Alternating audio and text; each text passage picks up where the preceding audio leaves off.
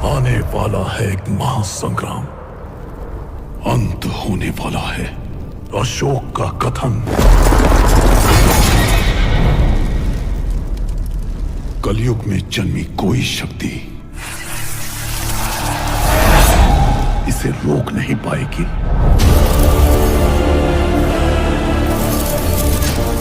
ऐसे ही पत्थर थे प्रोफेसर, जिनसे बचपन में मुझे मारा गया था।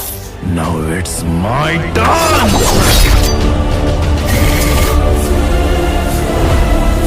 ये महावीर लामा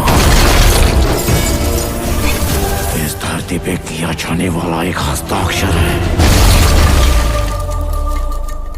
क्या इस विनाश को रोकने का रास्ता ही नहीं?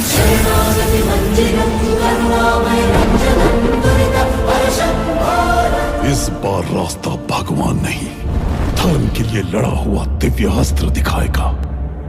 वो है मिराई।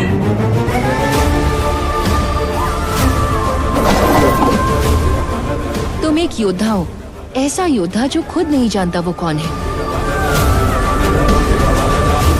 जवाब के लिए बाहर नहीं, अंदर ढूंढनी होगी। 9 books, 100 questions.